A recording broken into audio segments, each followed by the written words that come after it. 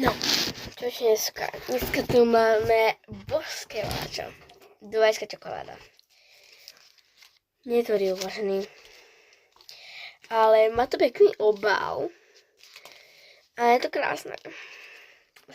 Ja som si kúpila malú. Ja si dám polku, rozpalím to takto a keď pôjdem pre kamarátku, pôjdem do obchodu, tak si to po ceste dáme. Takže poďme. Jak sa to dobre otvára, vidíte to? Tady je to, alebo tady je to. Jasne, tady toto bude. Wow. Jak. Lebo ten obal. Wow. Ja sa teším.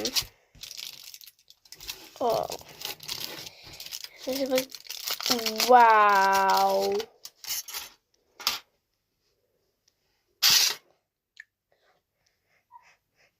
Keby ste tu vôňu videli, by ste cítili mňam.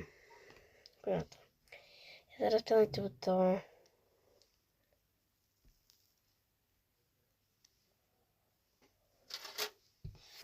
A spalím to tu. Mňam. Vidíte to vnútro. Poďme tam. Mňam.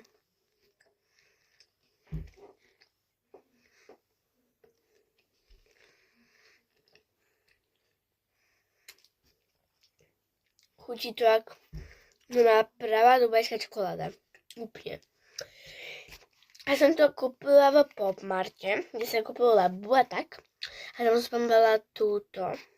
Tak som to kúpila. Lebo v Popmarte som ešte nikdy nevidela dubajskú čokoládu.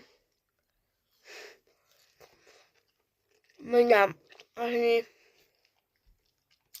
Toto chutí moc dobre.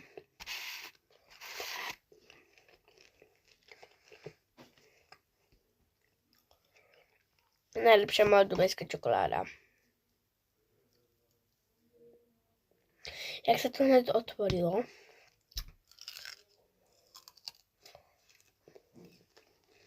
Počujete to? To chrumká. Mňam. Stalo to iba 5 centov. Nie, 5,90. Nie. Dal to 1 euro 51 centov. Mňam. Chutí to výborne, takže keď chcete, dáš pár.